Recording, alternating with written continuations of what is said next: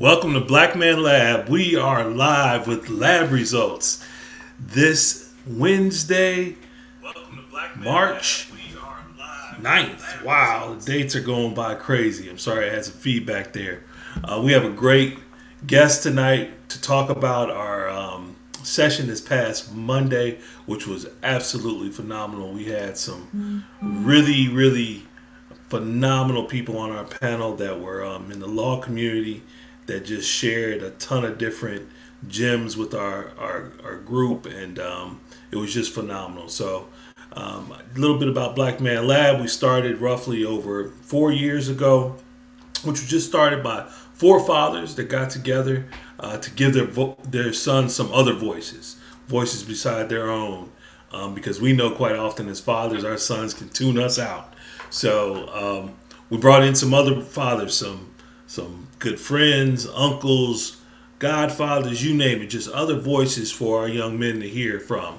And that grew. What happened was those young men brought in their friends because the information was that pivotal for them.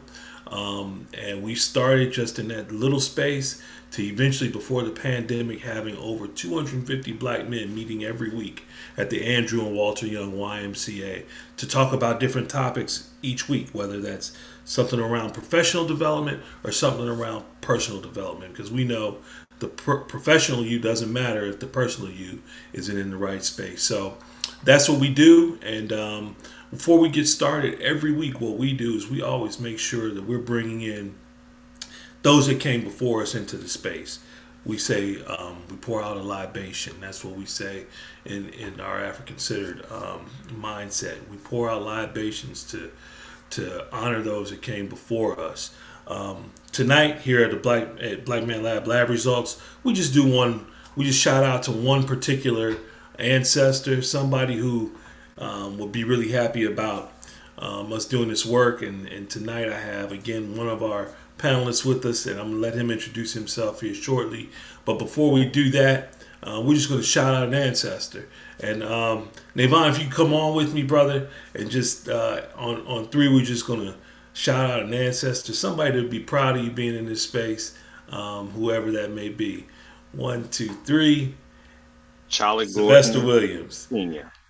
Ashe. All right. We just want to do that because we know that the work that we do is only done because of those that came before us. And in that spirit, we want to keep that spirit with us at all times because it keeps us moving through the darkest of times. So that's why we always honor our ancestors. Without further ado, because we are short on time, always here on This Goes By So Fast, I want my brother Navon Ward to give an introduction of himself. And then I'm gonna get into it. Navon, I'll ask you some questions, and then we'll talk about Monday as well. So if you could. No doubt, no doubt. Thank you again for inviting me on Monday and definitely inviting me today. That was a very powerful meeting. I know most of the panelists was the first time going to that event, and I can tell you personally, and I know at least another two or three of the panelists would guarantee that won't be the last time. Just to come and soak in whoever's speaking and just meeting everybody that was there. It was a real powerful thing. So thank you for you and Mallory for putting that together and really doing just really good stuff in the community. Again, my name is Snae Van Ward. I'm a partner at the law firm of Beasley Allen, located in Atlanta, Georgia. We do essentially we sue uh, people or companies that make bad products that hurt people, whether it's product liability, whether it's a bad drug or device that doesn't work as it should, whether it's a trucking accident. Um, uh, we essentially represent victims of those type of unfortunate incidents. And, you know, I've also had the honor and the privilege over the last 6 years and culminating in this year of leading a national trial lawyer organization, American Association for Justice. I happen to be only the second Black president in the 76-year history of that organization, and I'm really proud of the things that we're doing in that organization to make sure that um, I won't be the second for long. things are already in place, and we'll have the next minority as president next year, and then another minority a few years after that, as well as just making sure that in the legal field, plaintiff legal field, that our voice is heard a lot more, that we're seen a lot more. And so God has been good, and I'm doing the best to use the talents He's given me to multiply it as much as possible. And that in a nutshell is who I am and what I'm doing. That's awesome. And again, thank you for sharing on Monday. I had a number of people. I was telling actually Miguel, who was on the panel as well, Miguel Dominguez. I was telling him afterwards that a number of young folks that came up to me and were just saying how you guys drop so many different gems, and I don't get that all the time. I don't get that where guys are coming up to me in that fashion with such levels of appreciation. So that just tells you that you guys were appreciated across the board. And I wish we could have had more time. That's one of those things Gino told me as well. He's like, man, I wish we could have gone another hour. Yeah, But yeah. I mean, we were definitely digging in a lot of stuff that could have lasted a lot longer. There was a lot of hands still raised when we had to cut it sure, loose. yeah, But yeah. but again, I mean, it was a powerful, very powerful um, Black man lab that I was able to witness. And again, we'll definitely be back with my sons so they can so we all can learn. Yeah. It's awesome. We're fortunate that everybody that ever comes in that environment has that same kind of response that they want to come back. Because it's the energy of that room. It's nothing special. I think that Mauli and I have done, other than allow brothers to have, as we call it, a safe and sacred place for us to have those conversations and be ourselves. So thank you for that. But what before I move on any further, what I always am interested in, what lab results is always about, is what got you to being where you are today. What got you to the levels of success that you've seen? Where did you start? So first of all, where were you born? So I'm a Chicago native. Chicago's my home. Chicago's my heart. My Chi-town. mom, Chi-town for sure, South Side. Yes, sir. Yeah, my mom, she's been a nurse. My dad was a butcher. Didn't have any doctors, excuse me, lawyers in my family. Lawyers are doctors. Blue collar family. I had no idea what a lawyer did. The first lawyer I met was my constitutional law professor when I made it to law school. And Mm. so growing up, I recall seeing a show called L.A. Law, and the actor Blair Underwood, who played a young Black man who was a young lawyer who commanded respect in all the rooms he came in, he went in, and yeah, I admired that. Didn't know what lawyers did, but that was my only example of a young Black man in a professional setting. And so I just said I'd be a lawyer. That coupled with me fussing with my sister, my mom would always say that I could be nothing but a lawyer because of fights that I had with her. And so that just kind of stuck in my head. During undergrad, went to the University of Alabama. Um, and when it got time for law school, I had decent grades, but law school, you really have really good grades to get in. It's real competitive. I was trying to get back to Chicago. I applied to a few schools up there. They all rejected me. I applied to a few schools down in the South. And all but one accepted me, which was the University of Alabama, which is where I end up going. And even with that, it was a situation where everything is a hustle.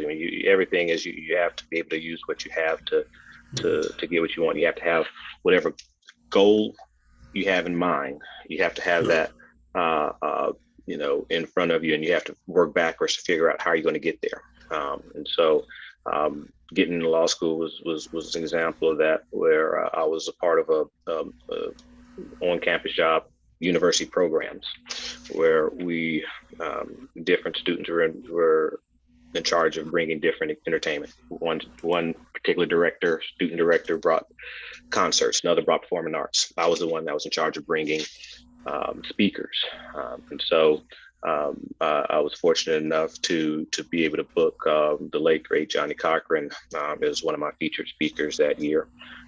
It was far enough away from the OJ trial where the cost to bring him down was reasonable, but it was close enough to where the legal community would definitely still be interested in him. I mean, obviously, if he was still alive, wherever he would go, I'm sure it would sell out any place. Just because he is that great. And so, having him come, I strategically placed his event for him to speak during the time that law school applications were due later on that year. I did interviews leading up to the event. I did a private reception after the event. And I figured out who all at Alabama was on the admissions committee, and I made sure they got an invitation, both not only to the speaking event but the private reception afterwards. And so they at least see more of me than just Sure. the grades, because grades don't tell the story. Don't Right. often don't tell the story as far as how successful a person can be. And so it was a situation where God's going to open up doors for you. You never know where He will open those doors. I've just always believed that just put in hard work, and He will guide your steps in the right direction, and you have to just be ready when He does crack that door open for you to be able to barge in, run through it, and take advantage of what He has for you. And Right. couple weeks after, couple months, well, I got about a month after that event, I got the only acceptance letter from all of the various different law schools I applied to, and the rest has been history. Funny how that works, right? That you put in the work, and all of a sudden you see the successes coming along, right? And then it becomes kind of contagious, because once Yeah. you see it, then it becomes something you say, "Oh, I can do that again if I push this button, push that button." So that's beautiful, man. What at what point in college did you say I want to be a lawyer? What point did that hit you? And again, it hit me back when I was in elementary, junior high, whenever it Okay, was I was watching LA Law. you know, got you. it always was in my head. Now I can tell you this, it's always in my head, but when it got closer and closer, and this is actually real powerful. I mean, I saw some of my good friends, some of my fraternity brothers who I was close with, and they were, a year ahead of me, and one was got accepted to MBA school, the other got accepted to medical school, the other got a great job offer as he was about to graduate, and I'm looking at myself like, wow, my grades aren't bad, but I gotta definitely make sure I put it into another gear to get what I need to do. And so, I mean, it's college. You have fun, but you got to work hard. And I recall for a good year, the last year and a half was probably my best grades, and we'd have parties. But I, 2 o'clock in the morning, leave a party and go to the computer lab to do whatever I needed to do, because I wasn't going to miss out, but I also was going to need to handle my business, and You weren't gonna miss out, and you weren't gonna miss out. exactly, exactly. And so, I mean, in college, I knew I wanted to be a lawyer just because that's the only thing I ever thought about doing. But as I got closer to the time, the reality hit that, hey, I got to make moves. I got to make sure again I do what I got to do to get in. And it was so important to have people around me that were also at least had a frame of mind of wanting to go somewhere, be successful, and do successful things.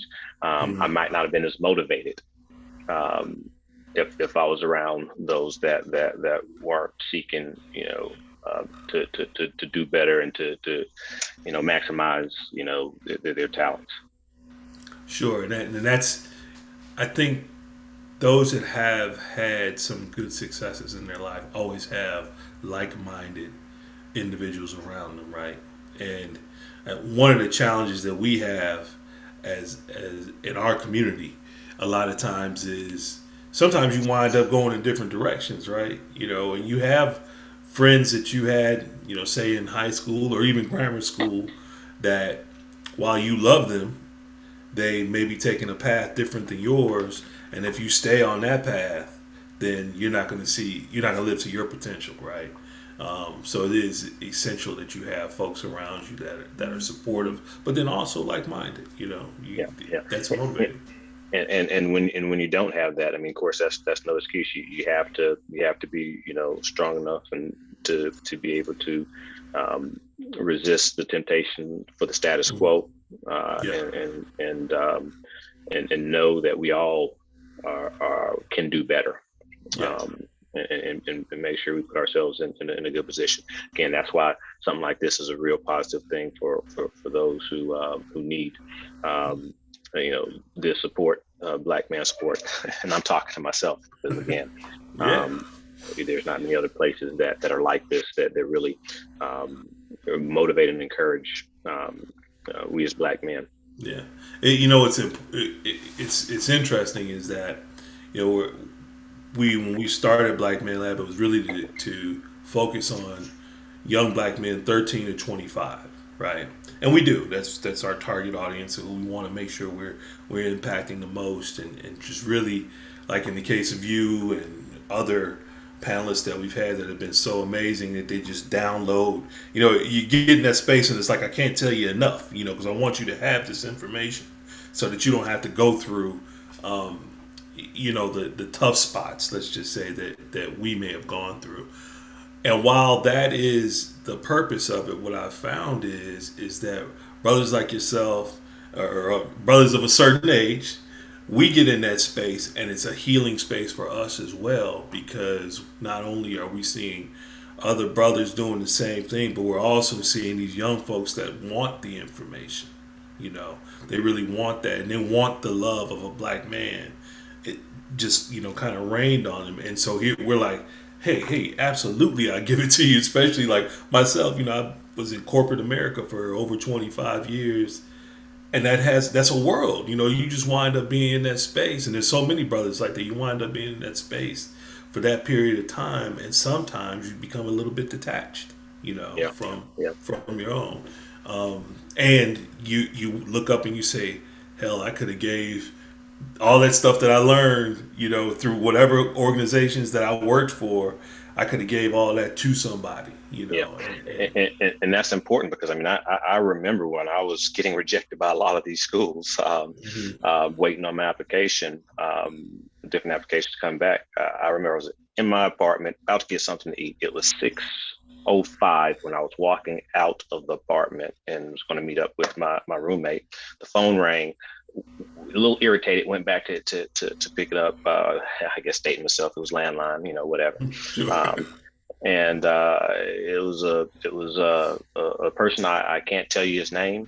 I can't tell you what it looked like, but he was a student at one of the schools in Chicago, law schools in Chicago, and their Black student organization was looking at all the applicants and all the minority applicants, giving them a call, asking them if they had any questions. And again, I had no idea the guy was about to call. I was a little irritated because I was hungry.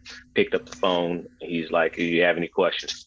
I didn't have any questions. I didn't know I had any questions because I didn't expect the call.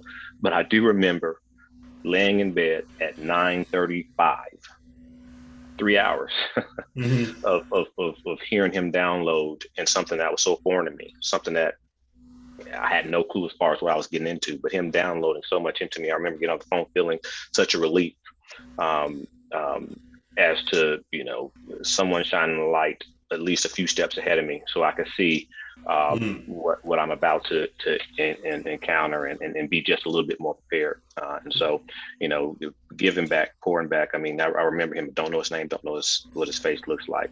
And I'm somebody who do that anyway, but there's somebody but that is a story that goes beyond me wanting to do it and requires me to do it whenever I get an opportunity.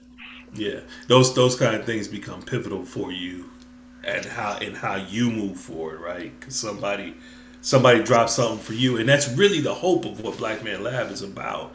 Is that as we try to empower our young folks, the hope is, and I shouldn't say the hope is. I've seen it already. I've seen it with the young folks there, that they feel they have a sense of leadership even now, where they want to reach out to those after them to say, hey, here's something you can do, or hey, I can help you with whatever it may be, because they felt it. And I think that's one of the challenges with our communities is that quite often they just don't feel it. And our young folks, what we know is that in a lot of our communities, they're not seeing the likes of you. They're not seeing the likes of the other brothers on the panel, um, and their point of view of what success looks like is only what they see either in social media, on TV, or on the big screen. That's what they see as success. But when they see brothers like you guys and how you present, and knowing that y'all are doing pretty doggone well for yourself, then they say, "Whoa, well maybe I have a gift of being able to talk with people, or I have a gift of being able to discern right and wrong really well. Maybe that's something I should be looking at doing. As being an attorney. Or we have a panel of doctors, and we have somebody that sees something where they say, "Oh, I could do that." But unfortunately, we don't have these kind of environments that often, where our young folks can have that feel. Not to mention the great feel that we get from it as well. With that beginning of what we do at every Black Man Lab, where we say we allow for some space for Black Man Lab love, and we don't ask no questions about what's going on with anybody. Man, that's about as healing as it can get, because we've actually had that be very emotional. We had a brother come in and he had just lost his son in a car accident like the day before, and he still came to the lab. So we really cherish that space, brother. And again, thank you for being there. So anyway, you got through law school, and what was your first thing when you coming out of law school? Well, I had an opportunity to work for a insurance defense firm, and I learned a lot there. I was only there for a short amount of time. We need good people. We need brothers and sisters on both sides of the V, plaintiff defense side, Hmm. in the civil litigation. You have criminal and civil. In the civil litigation, you have people who sue. You have attorneys who sue, attorneys who defend the suits. And the insurance defense firm was with attorneys on the civil side that defended lawsuits. Um, and of course, civil, the wrongdoer pays money versus criminal, the wrongdoer has to go to jail. And so that was an experience that I learned a lot, but it just wasn't for me. Um, it really felt like I was at a workers' comp hearing, and my law partner was asking most of the questions and was really being condescending. He wasn't meaning to, but just was how it was, and it appeared to be ganging up on the worker. And I remember walking out of the courtroom, the swinging doors, where, quite frankly, people who from another culture are normally on one side of those swinging doors. Sure, Our sure, white sure. brothers and sisters are normally on in the area where the judge is, where the gallery, people sitting down and need to be waiting to be called up for whatever. A lot of times are people look like us. And so I remember walking out, and I remember everybody looking at him, then looking at me like, "Oh, are you with him?" And it just didn't sit right with me. And so I had an opportunity to come to Beasley Allen. And Beasley Allen we do our work nationwide, concentrate here in the Southeast, but we do nationwide work. And again, we represent those injured victims who've been hurt by wrongdoers. And I jumped at the opportunity, and I've been really blessed. Not everybody has the same type of experiences I've had. And I've been there for over 20. This is my 21st year there, and they value me and other brothers and sisters that are like me, because at the end of the day, if I do well, they do well. Mm. They haven't, for the most part, had any type of issue with regards to, we just check in the box because we need diversity. They know that, one, we do a good job. two, we may very well be able to communicate and relate to people that they're not able to. And if you're on a jury, if you're a judge, if you're a client, that matters. Clients, they want to know that when they're telling their story, that they're heard and they're understood. And so they know and they value that, that's one of the things that we bring to the table among others. And so because of that, I've had the opportunity to represent thousands of clients over the years I've been there, from nursing home neglect to trucking cases to product liability cases to, again, pharmaceutical drug and device, defective pharmaceutical drug and device cases. And this has been a rewarding, it's been rewarding, win or lose, to be able to help clients, whether I'm counseling them, or they're seeing the hard work that goes into it, and all the way to them being able to get accountability and justice, when we were able to either settle their case or get a verdict for them. And so, that for the most part has been my 21 years. Over the last 6-7 years, I've mentioned earlier, I've been a part of a national organization called American Association for Justice, AAJ, which is American Trial Lawyers. And so I've kind of went up the ladder. I've been a member for 20 years, but been up the ladder with the officers.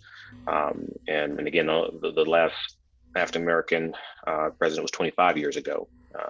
And again, it's been one of my missions to do a lot of things there. I'm probably making enemies, but again, not everybody understands the concept on the plaintiff lawyer side, understands the concept of how important diversity is. And so it's going to be my mission, whether they accept it or not, to make sure they hear it. And hopefully enough of them will understand. And again, it'll open up the doors for more of our younger brothers and sisters and other minorities coming up, because others will understand the value of what we bring to the table. Sure. And yes, of course you're going to ruffle some feathers because folks don't like to get out of their norm, which is typically that what we talk about as privilege, right? And you do going against that, which is the right thing to do, because there's some probably very qualified people to be in that space that don't look like they look.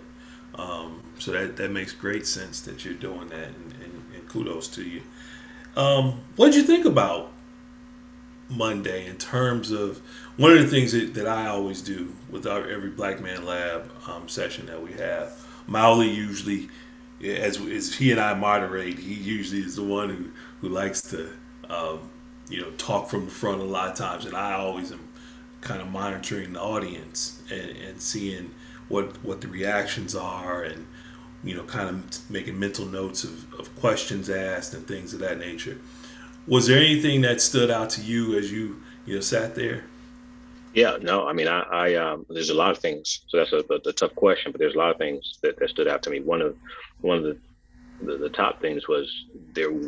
I was surprised that the number of young brothers that were there, and as you've explained, the intent is to go from 15 to 25 or that younger audience, because that's we got to get their minds there. They got to, sometimes there are things that mistakes we make, or even just not aware of, and we need to be aware of it a lot sooner. Because again, other cultures, the reason why other cultures are so successful is because they are understanding at a much younger age, and they're being downloaded with information from those that come before them on a daily basis. And so seeing the young people there, as well as those same young people, had probably the most insightful questions from everyone in the crowd. Questions of us that drill down to some of the main issues that we've dealt with, and for them to even have the forethought to see some of the issues or some of the subject matters of their questions, for them to see at that young age. That was real refreshing. It was encouraging, and And so I really appreciated that.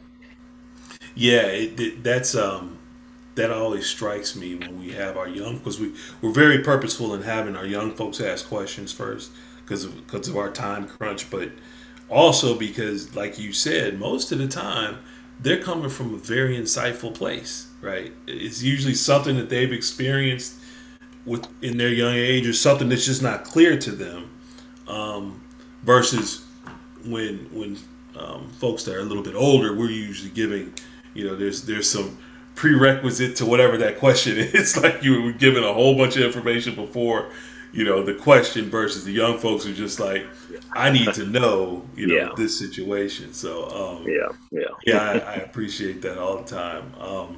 What what was there any one question of any of those young folks that jumped out at you? yeah. And again, I again, it's a tough question because there's two or three things that stood out. Go ahead. And I'm going to answer that question, but I just also have to say this would be a close second. Some of the panelists, I've known all those panelists for a long Mm-hmm. time, and hearing how open they were, and hearing how transparent they were to Yeah, everyone. I learned a lot from them, and iron sharpens iron. Um, sure.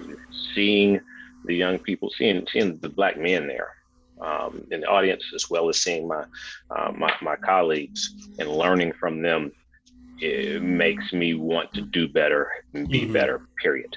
As it relates to some of the questions that really stuck with me, someone asked, hey, being lawyers, there is 85% of lawyers are white. Um, there are approximately 5%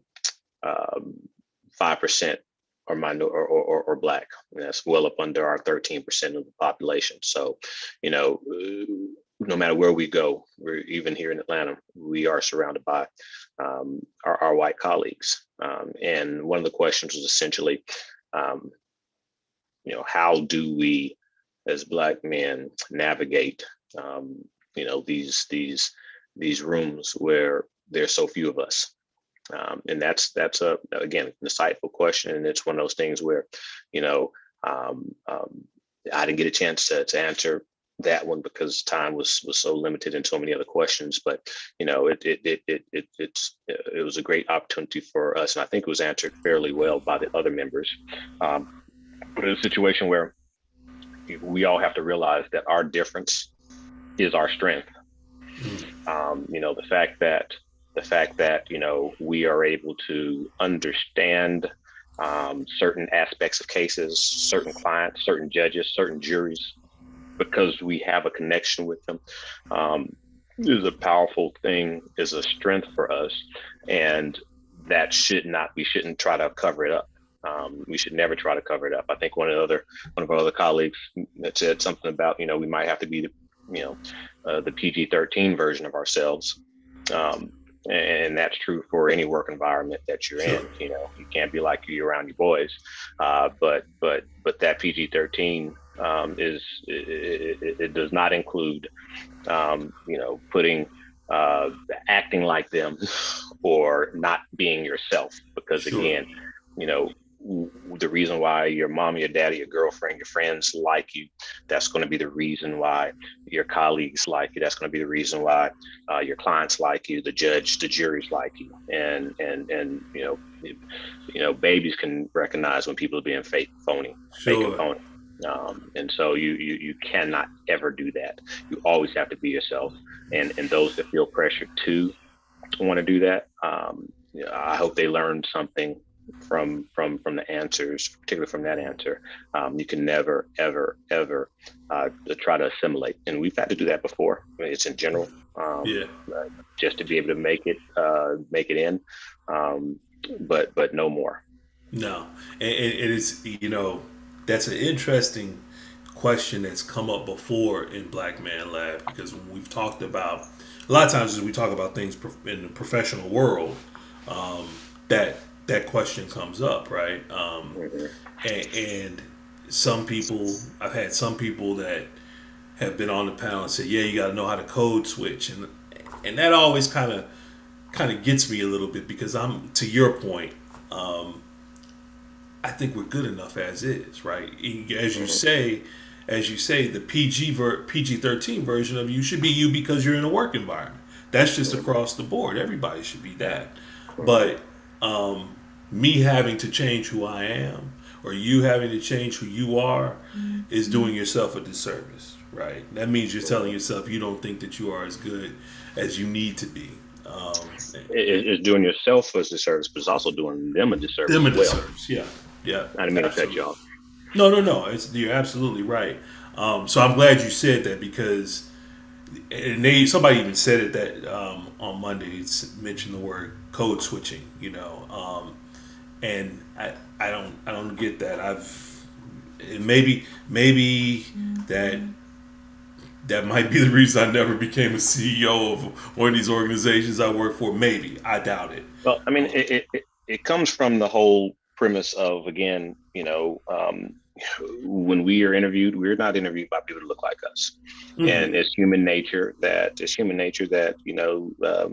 they want, they meaning our white brothers and sisters, mhm, they often mistake and lose good talent because they're looking for somebody that's like them, sure. somebody they can identify with, um, somebody that they are comfortable with. Be honest with you, Hmm. and again, I've never succumbed to that. I know others have, and I know others in the past have. Um, and that may be what they had to do to get. They felt they had to do to get the foot in the door. And I know probably people have not gotten jobs in those places. And my thought is, um, you know, I wouldn't want a job in a place where I couldn't be myself. I mean, to me, Exactly. that's gonna eat you. That's gonna eat you up from the inside. Or it will truly change you. And who knows? You might end up being somebody that nobody that knows you recognizes. Right. And so again, it does those.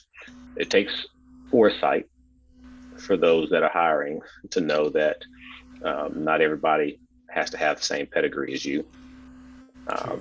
but that doesn't mean their pedigree is any less. Right. And where they're from is again who they are, and the background that they bring is a strength.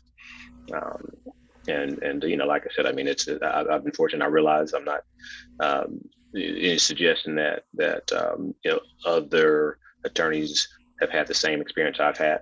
I've been blessed to be at a firm that again knows that what value I bring and my law partners, other minority law partners bring, um, and I've seen um, firms that don't really appreciate that.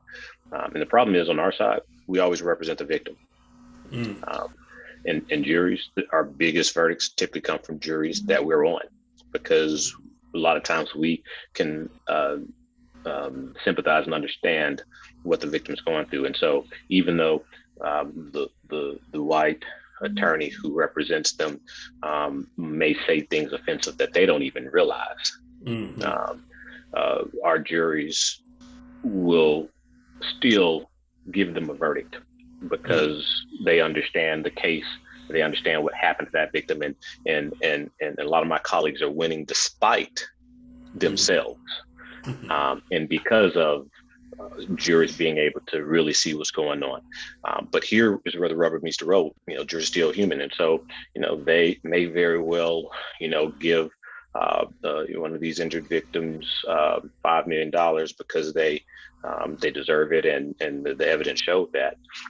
But if they weren't so offended, they could have given them 7 million or 10 million. Mm. And our white colleagues don't even know it. They're celebrating. Got Mm. $5 million from my client. I did a good job. Little as they know that again, not having a better diverse trial team Yeah. to and learning from them before you get to trial. Sure. Not to mention when you're at trial to know, oh no, you can't say that type of stuff. Not to a black woman. What? Right. Um, and yet they're constantly saying it.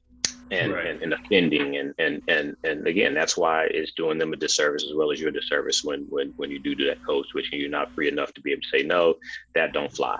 And I Yeah. hope if I go to Forsyth County, that what my white brothers and sisters tell me I can't say this, that, and the other, else I might have to run out of there. You know what I mean? Yeah. um, and so I mean it works both ways, and that's why it's a beautiful thing to be able to have you know whatever work environment you're in.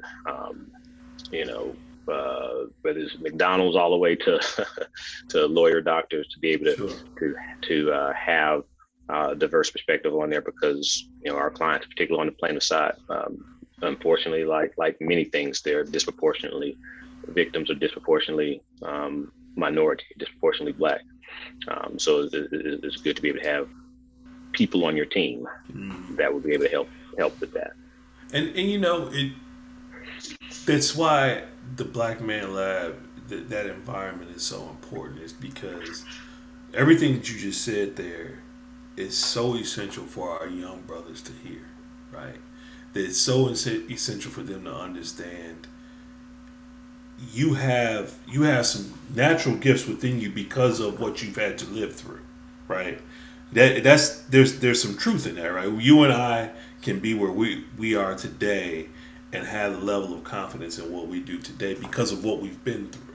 And we haven't, we've had, I'm sure you have too, had our share of lumps along the way. But naturally, as a black man, we're going to have more than most, um, more than the other folks anyway. So it's good for our young folks to be able to hear that level of confidence around just being a true black man. Because the first thing you said earlier is our difference is our strength, and I love that, man. I love that because that's the absolute truth. Our differences across the board is what makes us strong, and that's what the Mm-hmm. young folks have to hear, man. So that's just beautiful, and I appreciate that. Now, do you have to run? Well, you know, I'm here with you, Okay, and I'm listening. I'm going to be able to respond. I'm moving a little bit, but this is okay, important. This is important. Um, discussion here. You know, yes, so it's one okay. of those things where I'm here. You know. Gotcha. Appreciate you. Well, we're getting close to our time anyway, so I'm gonna keep us going a little bit, and then I'll wrap up a little bit early so you can get to. I know you got an appointment and everything. And I so appreciate you being able to be here tonight, man. Because I really just I wanted to have.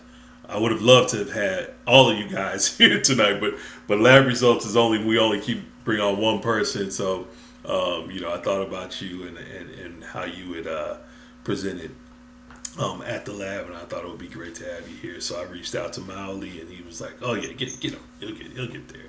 So thank you again.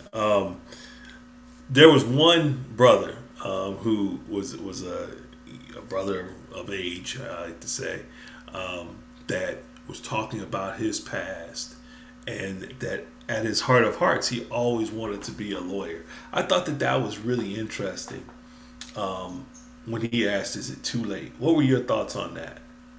No, I mean that's that's one of the that was an insightful question because um, um, a lot of times, again, we don't have the information about, hey, you got to go to law, you got to make good grades in high school to go to a good college, and make good grades in college, then go another 3 years of law school, and then after law school you have to take the bar.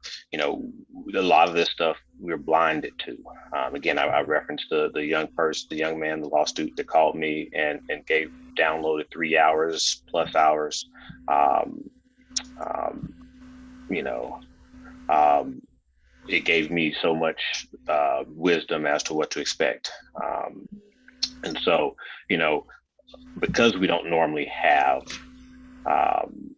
that insight or foresight, rather, with regards to, what we need to do, we make mistakes, or we might not necessarily have the best of grades. We might not be able to, um, you know, make stumbles regardless, arrested or whatever the case might be, and we think that okay, well now there's no chance for me to be able to have a career in whatever field it is. And one of the panelists was again being real transparent and letting him know, letting everyone know that you can mess up a few times. You don't want to, Right. you can mess up a few times and still be successful. Because it may make the road harder. It certainly will make the road harder. But um, number one, you are going to appreciate it uh, even more. It's going to make you work even harder when you are able to defy the odds and have to work even far harder than you normally would for what you want. Coupled with the fact that it's being able to see someone and multiple people that did. I don't watch a lot of these judge shows, but Judge uh, what's the judge's name? Black male judge. Oh, Mathis. Judge Mathis from Chicago. I went to go and see him a Yep. couple of times. In his opening, he talks about how he got arrested and how he got into trouble, but he's despite the odds, he continued to do it, and he's again success. Nowadays we may not be able to know lawyers. Hopefully, we do know lawyers, and we will have an opportunity to meet more lawyers Yeah. and judges. But and don't have to see them on TV. But I hear that all the time, and I say that's real good evidence. That's real good um, information with regards to how you can make some bad steps, because we all do, but still pursue your dreams. And it's funny you mentioned this, but at the end, you mentioned that particular question, because at the end, this is a black man lab, so it's nothing but black men there. But as we were leaving, I was talking to a woman that had around. She was kind of Hmm. knowing that what we were doing as far as the legal profession, and she was 72 years old, and Mm. said that she was she was looking to go and planned on going to law school. Oh, wow. And when you say, "Is it too late?" I don't know if I mean that has to be one of the best examples of Yeah. no, it's never too late. You know, Yeah. Yeah. and so how you doing? So it's I remember that question. Yeah, it was an insightful question, and it's definitely one that thank you. It's definitely one that needed to be answered, and I hope that everyone uh, really really heard and appreciated that response. Yeah. Well, he talked to me afterwards, and he said he appreciated it, and he said, "I'm. You know what? I've always wanted to do it. I'm going to do it. I'm going for it." And Yeah, so I said, "Do it, brother." I've had people encourage me. He thought I was a lawyer too, which was funny. And so I told him, I said, "I've had people encourage me, but I just don't think that I'm that's my my road to go now." But I told him, everybody has their path, but if your path is lawyer, if your path is whatever it is, mm, um, you know, it's if that is your path, yeah, then whenever you do it is the right time.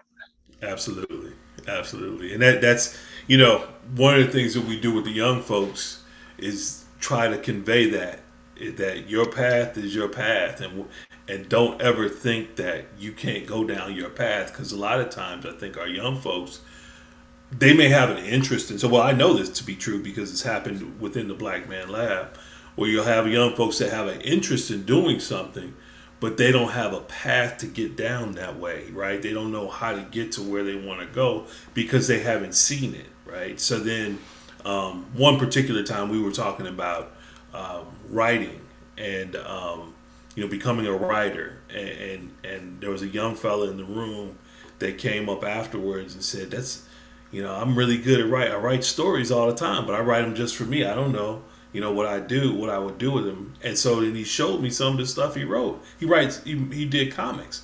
I was like, No, man, this is you have a gift. You know, you can tell right away. And I was like, you need to be doing this for what you want to do because that's your passion. You know, that's going to take you far.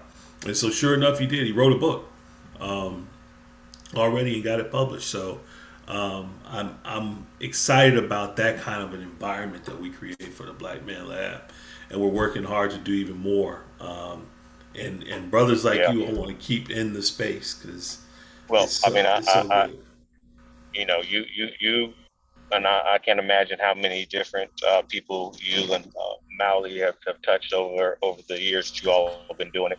But that one word really is what that young man needed to do what he needed to do. Yeah. And again, we keep on talking about how important Black Man Lab is. I want to make sure that um, whoever needs interested in law, whoever wants because I'll sit down and talk to you for days. I mean, I want to make sure that they can contact you all, so they can contact me, and I will give you Okay. my cell number so I can definitely have a talk with them. One Yeah. of the things that I did in this whole little in this whole space here when about 15 years I practiced out of our Montgomery office, Alabama office, and I was part of the Alabama Lawyers Association, which is the Black Lawyers Association in Alabama. And what we did was, um, we got 7, 8, 9 firms to agree to take an intern from who we selected and sent to them. Mhm. And of course, we would interview, and I was over it like 15 years, and we interviewed 30, 40, 50, 60 people for these 7, 8, 9 positions. And I wanted it to be more than just a interview to find out who's the best selection and send them. I wanted it to be a two-part deal. So I kind of changed up to be first part interview, second part, take the gloves off, let your hair down. I'm gonna tell you exactly how you did, and I want you to ask me questions about, um, whatever questions you may have. Um, Mhm. so no one left that interview wondering how they did, and the purpose was, you may or may not get the job, but that information session, that back and forth session, um, hopefully would help them with the next interview and Yeah. going beyond. Um, and not to mention, open up a door for continued mentorship. But some of the things that I would be asked from a lot of our brothers and sisters, were, um, you know, some things, were hey, you can't chew gum. You gotta be, you gotta have extra resumes. You have to, know what's on your resume. You gotta, Mhm. not have typos. You gotta be professional, et cetera, et cetera. But a lot of them were real life stuff. Hey, my name is, Shaquitha Mary Wilson, and on my resume, I'm thinking about, changing it to just Mary and going with that middle name, or hey, I have locks. I Uh, haven't had. I can tell this brothers and sisters, brilliant as can be, but they haven't had luck with getting, interviews or getting jobs. And their question was, should they cut off their locks? And it's one of those things where you have those real life conversations that again we need to have. And I tell them, hey, you know obviously I see that you're brilliant. um, I see that you're brilliant, and but I know that the people that you are likely interviewing don't look like me. mhm. They're probably gray haired, white, um, and probably are just seeing the outside, not even given an opportunity to see the inside. And even by the name on the resume may pass. Right. And so I had candid conversations with them. You're probably going to deal with that because we live in a messed up world, and racism is still alive, and bias is still out there. And I at least wanted them to be aware of it, and help navigate. Do what At the end of the day, you got to do what you got to keep. Got to be real with yourself, and um, and accept you know um, whatever consequences that may come for whatever way you choose to deal with it. But at least giving them guidance and letting them know what people thinking, and giving them an opportunity to really ask them some. Yeah, I wasn't able to really answer all those questions. I mean, that's not a question I can answer, but I did, try to do my best to give them the better insight. And so that's what we all need, and Absolutely. and it's not as many. It's not. It's unfortunately not enough of us out here because again, I never met a black lawyer until I went to a school that had nothing but lawyers, and Right. one of them happened to be black, and now it's better because there's many more of us out there, and it should be no reason why, people who are aspiring to do this, don't have access. So that's why I want to definitely make sure you can give whoever is interested in hearing mentorship. And I can't speak for the other panelists, but I'm pretty sure it's true. Same is true for them as well, Yeah. because I mean I want to be at the table and look to the left and look to the right and look around and see us at the table. It's not Sure. fun to just be the only one. So I selfishly want more, but also, I mean, it's you know, people often think that the people on the panel that you had were the exception, and I constantly have to tell them no, we're more the rule because there's a whole bunch that are beside us and Right. behind us that are way more brilliant, um, just as if not way more brilliant, but you're looking people our counterparts are looking at the wrong things and not Yeah. and missing out on talent Yeah. and I really do want our brothers to know that you know again it kind of goes back to what we said before. You're not begging for jobs. You're Right. coming in knowing that your background as well as your intelligence is your strength, um, and they should be happy to have you. And if they're not, then that's not the place for you. Sure. Absolutely. And we're starting some workshops. Um, I'm putting together. I think I have a total of 8 right now that we're going to be having 8 different types of workshops. Each will go over either an 8 week or a 12 week period, and I'm going to be bringing guests in for each of the different workshops. And I'm telling you now, brother, I'm tapping you. I'm going to bring you in because I want you to be able to share in that space for one of the workshops that we have. We're doing a variety of things: job readiness, wellness, business development. There's a bunch of different topics that we have for workshops.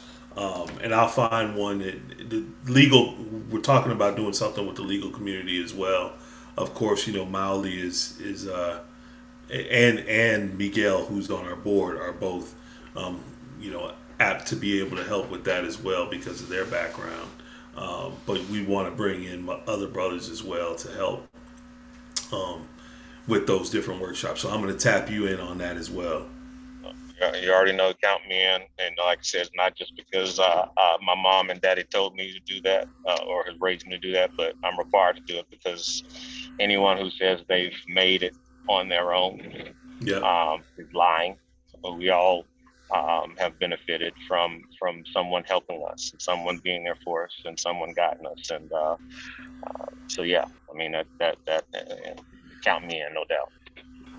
Brother, listen, man, I appreciate you so much, especially taking time out of your busy schedule to jump on to lab results with us tonight.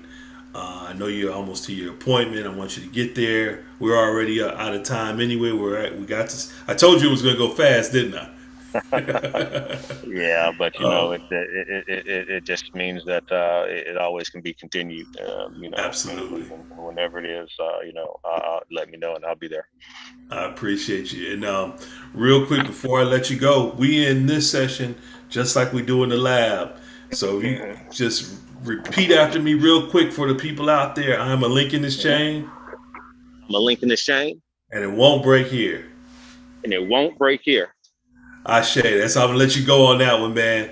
Thank you so much, and I'll be in touch with you, brother. Hey, I appreciate you, man, and you continue doing what you're doing. And like I said, I'm so sincere. I want us all to succeed, and so let me know whatever I can do to help that happen, man. And what y'all got at Black Man Lab is a special thing. Thank y'all for doing that for real. For sure, brother. Thank you so much, and again, appreciate you, and we'll talk soon. All right, man. Hey, have a good All one. right. You too now. Take care.